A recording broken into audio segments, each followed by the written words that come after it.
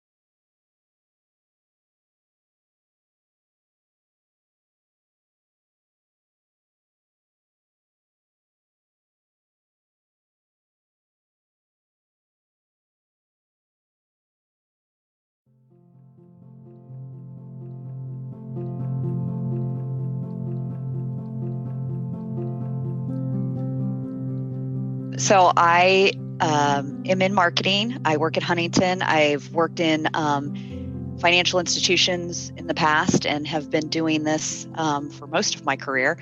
And I think that's most of my story. I have two sisters. I look very much like my dad. There is no, when you see us together, it's obvious that we come from the same gene pool.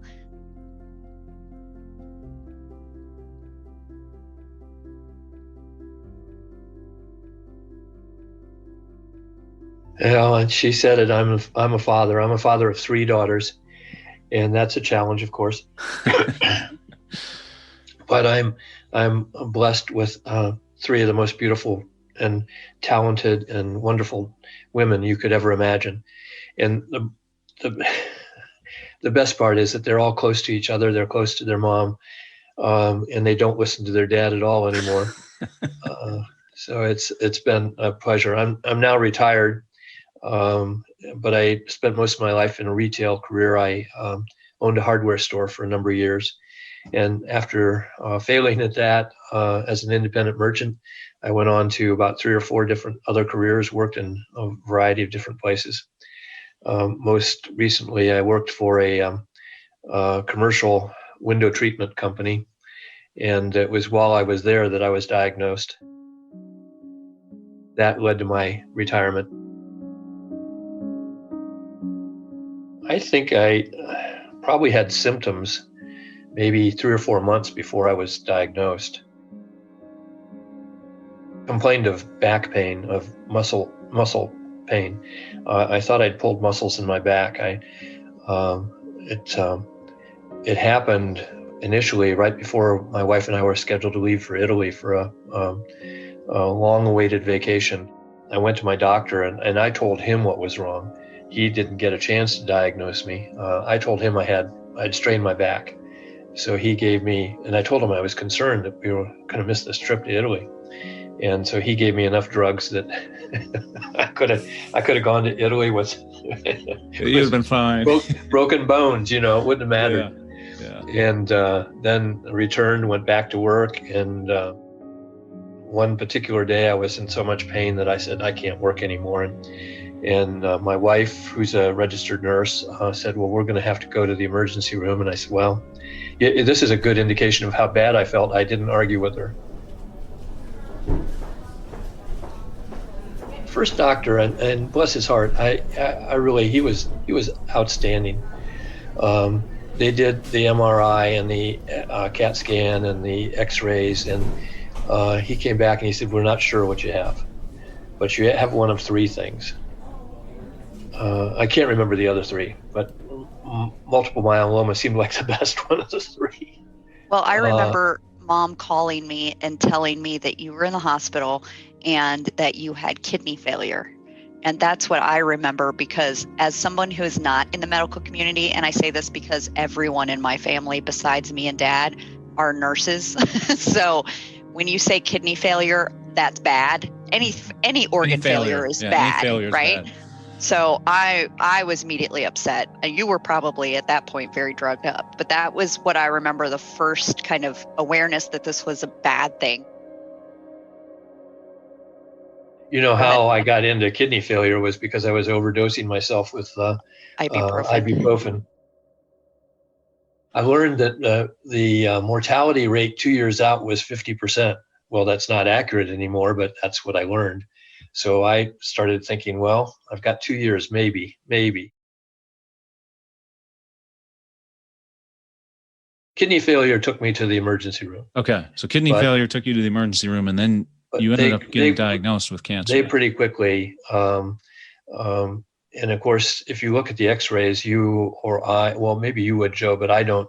I'm not an X-ray technician. I can't tell, but there's these little shadows that appear on your bone where the bone's being eaten away by the disease, and they're very faint, and it takes an expert to see them, but that's what they saw, and they knew that something wasn't right. Have I ever told you about Kelly's involvement in all of this, Dad? No. Well, okay. No. My dear friend from college lives in Cincinnati. She is actually a bone marrow transplant. She works on the bone marrow transplant floor at Children's in Cincinnati. So what an amazing career she has even. But I called her the minute I heard that it was a bone cancer, a leukemia, a blood cancer.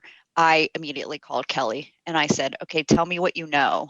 And she actually has dealt with cancer herself. She went through breast cancer a couple of years ago.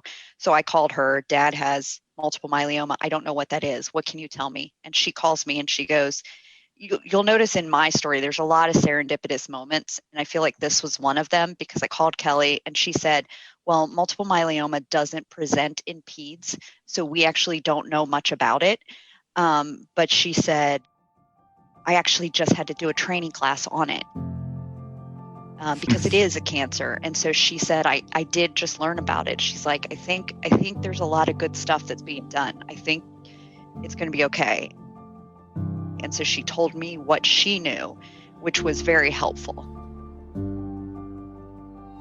Kettering got me healthy enough to go to the James for their clinical trial.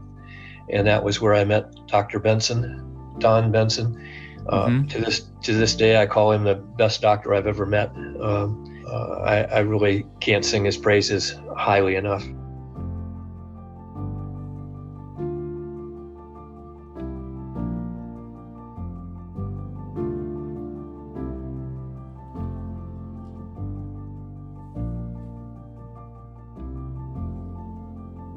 If you can imagine that power when you're one-on-one with him, he's a master. He's a masterful doctor. I'll tell you a quick story about him.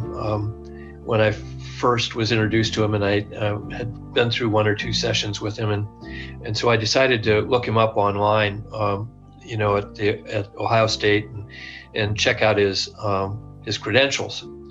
Well, I found his CV, and I went to look at it, and it's 49 pages or something like that. This guy has written more than I've read. I mean, I couldn't believe it. A Journal of Medicine, published papers, just on and on and on. Sometime later, I decided I was going to call his office, and I thought I'd just leave a message with a nurse or an administrative assistant or somebody like that. And instead, he answered his own phone. Hi, Don Benson here. I was really taken aback, and I just, here is this incredible, successful and published doctor, and he's answering his own phone. And later, I relayed this story to Giselle, one of his nurses, and she said, that's happened more than once. She said, we've had people hang up because they couldn't figure out. They were so startled that he answered his own phone. I mean, he's just as straight down to earth as you and I.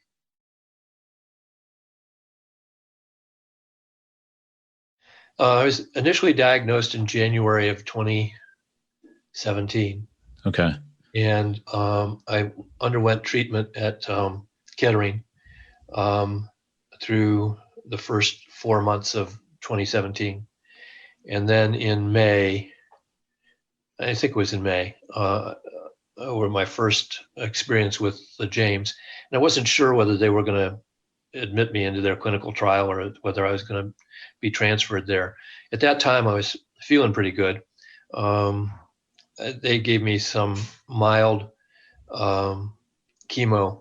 It wasn't terrible, but I was giving myself shots and that kind of thing to try and get past the threshold with this myeloma, get it into the point where I could get into this clinical trial. So I think it was in May that I was admitted to their trial, and it wasn't until June. Was it June, Marci, that I went into the hospital? That sounds about right. It was summer for sure.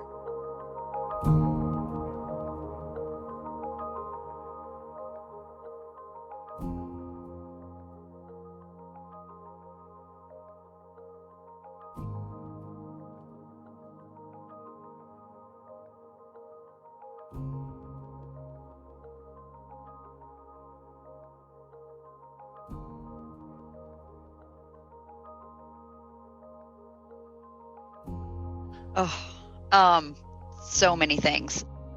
So Dad talks about, being diagnosed in January. This was also the time that I received the offer for my position at Huntington. So Okay. It was right around that same, I think it was the same weekend, because in my life, I found out that I was pregnant with my third child right at the time that I just accepted a job. I knew Huntington and Pelotonia were synonymous, right? I had always known that they were so closely aligned from day one. I had no idea at that point what the culture was like at Huntington with concern to Pelotonia. And that first summer, while I'm spending time visiting Dad at the James and being so worried about him, everybody's getting ready for the 2017 bike ride. I was very pregnant, so I was not going to ride. Plus, I was more worried about getting Dad healthy than I was about anything else. But I remember the Friday before the ride. It's like a holiday at Huntington. Yeah. People take that day off early. They go to volunteer all day. The events happen. There's pep rallies. There's so much excitement that I was a little taken aback. Like, this is not just a bike ride that happens over the weekend. This is an event, and it is the event at Huntington. So I quickly learned how closely aligned all of the things that were happening for me were also happening, that always happen. And I was just unaware of it. It was, like I say, serendipitous.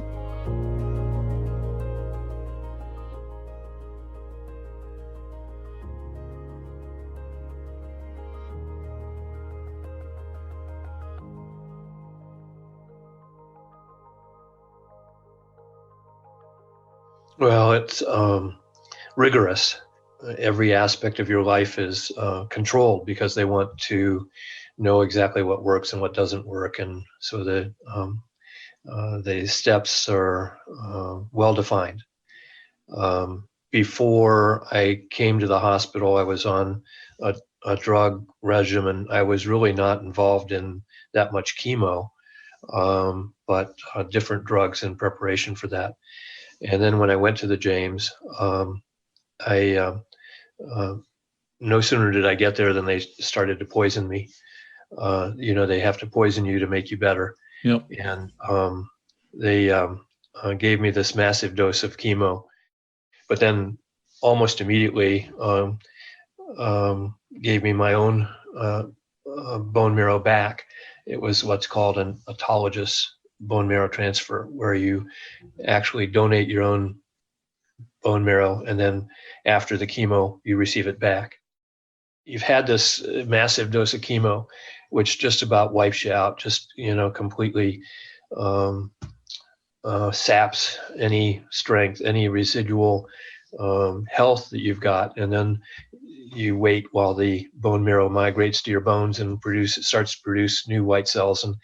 And so it's a long process. I was in the hospital for a month, for 4 weeks.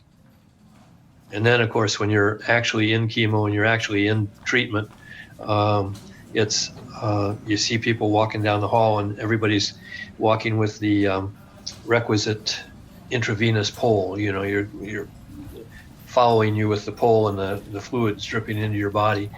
But it's a camaraderie that you don't see very many other places. Community of illness.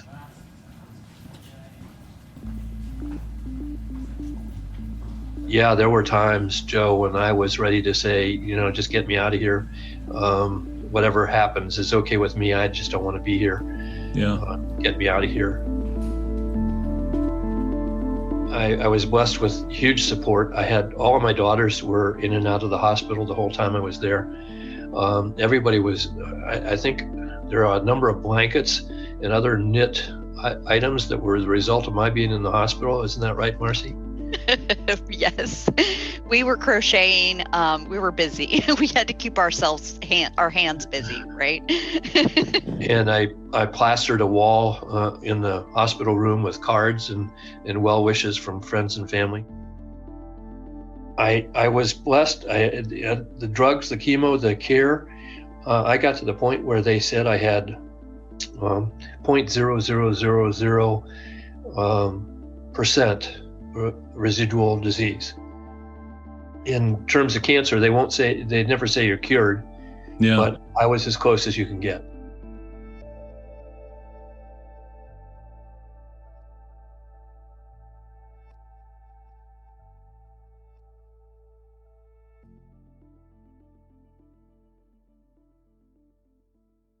I mean, I had story, right? Dad had spent his time at the James and was, in remission. So even from the clinical trial. And so I said, this is an easy one for me to decide to participate.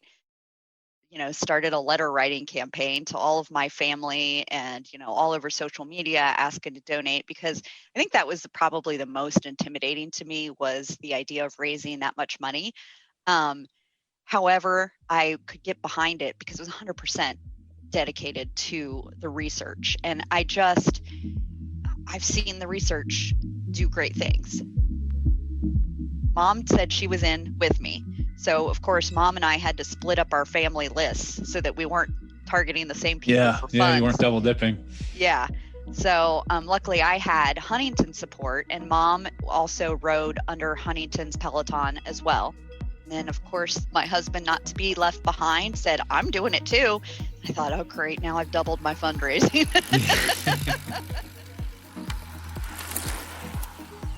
So the three of us rode in 2018. And I will say that when we did the bike ride in 2018, that was actually the year that Dr. Benson spoke at Huntington's pep rally. So again, I'm just like, this is all for me. I feel like this is all for Dad. Everything's like coming together for you. I know. And so we recorded, Huntington recorded it because I don't think Mom and Dad made it to the pep rally for Huntington, but we all, Mom and Jonathan and I rode. And that's when many people say they were bit by the bug. I will say that being at that event, started it. It's just, the ride weekend is such a celebration of life, both life that people are still living and life that has passed. And it's such a beautiful thing that I have a hard time saying that I will never not be part of this in some way, shape, or form in the future, because it's just amazing. So it's not just a matter of you feeling good about yourself for doing something, but you meet all of these people, and there are so many amazing stories. I remember sitting there, and I don't know if this was 18 or 19, but we're sitting at the party that happens the night before, and one of the volunteers comes up to clear a plate of food, that is there for us. And she's telling a story about how she survived cancer, and she's just happy to be participating in this one any way she can. So she volunteers to clear plates. And that's how it is. Every person you meet is just happy to be there, happy to help, happy to be doing this thing. And it's just that celebration of life that I love. Then 19, I rode again, which was the best because Dad rode. You never saw so many smiles. You never saw so many people happy. It's such an incredible event. It's overwhelming. Yeah, it was a joy. If you ever get to go, wear a Survivor jersey.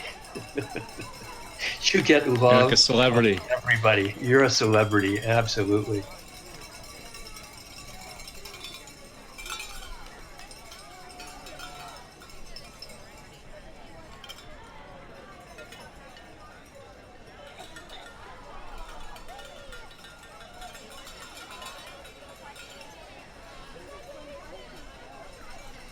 One of the best memories I have this far in my life is riding behind my dad and my mom.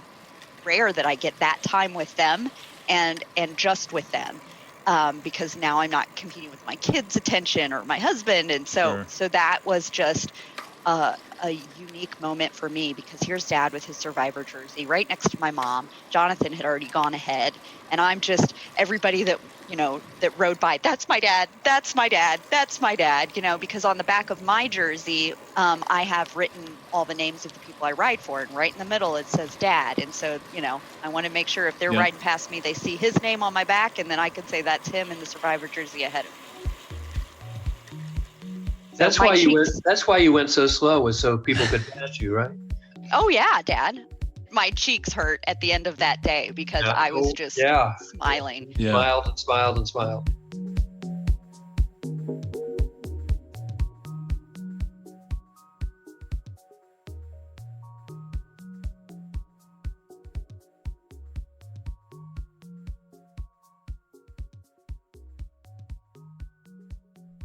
Joe, who is actually named after my dad, his first name is Joseph.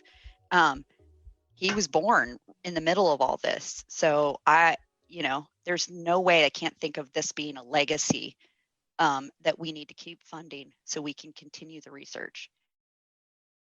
Well, I can't help but think that it's any way you can pay it back, pay it forward.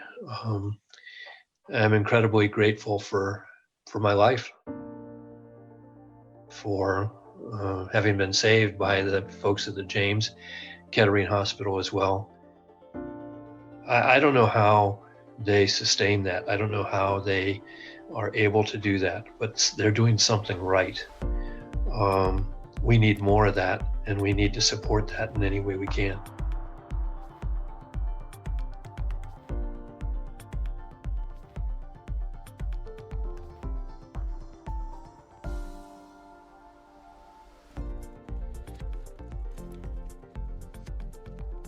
What an incredible privilege it is to have been treated by him, to know him. Thank you, Dr. Benson. Thank you for your clinical trials. Thank you for all the great people that you that work together with you, that compromise the team at the James. I can't thank you enough. Pelotonia is just a small measure of gratitude for the research and for the care that you give.